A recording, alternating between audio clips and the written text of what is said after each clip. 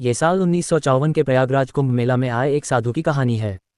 साल 1954 के प्रयागराज कुंभ मेला में गंगा, यमुना और अदृश्य सरस्वती के संगम पर आस्था का महासागर उमड़ा हुआ था।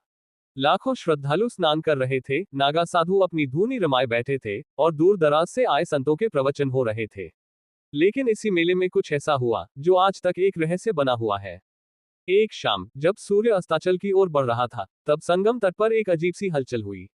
लोगों ने देखा कि एक लंबी छरहरी काया वाला सन्यासी धीरे धीरे गंगा तट की ओर बढ़ रहा था।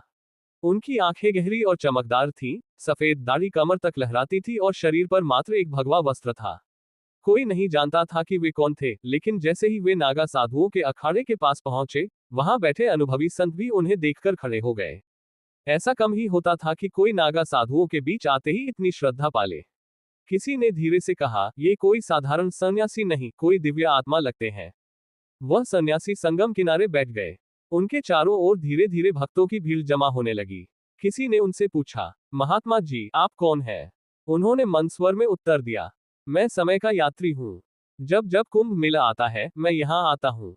यह उत्तर सुनकर लोग चकित रह गए। तभी एक वृद्ध व्यक्ति ने पूछा, आपका आश्रम कहाँ है? सन्यासी ने मुस्कुराकर कहा, मेरा कोई आश्रम नहीं, मैं सदियों से केवल कुंभ के समय ही प्रकट होता हूँ। ये सुनकर कई साधु हतप्रभ रह गए।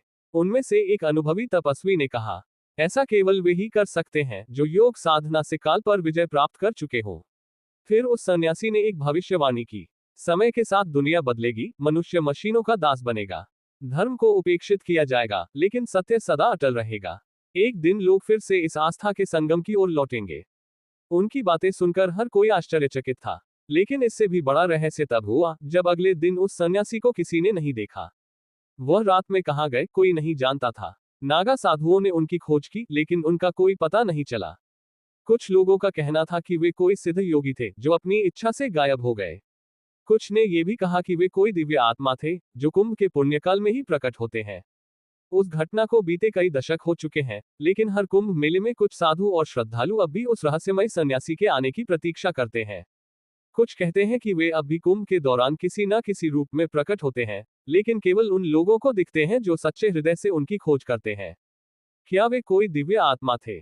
क्या वे समय के पार जाकर जीवन जीने वाले कोई सिद्ध योगी थे? या फिर वे कुंभ मेले की भीड़ में विलीन हो जाने वाला एक साधारण सन्यासी थे?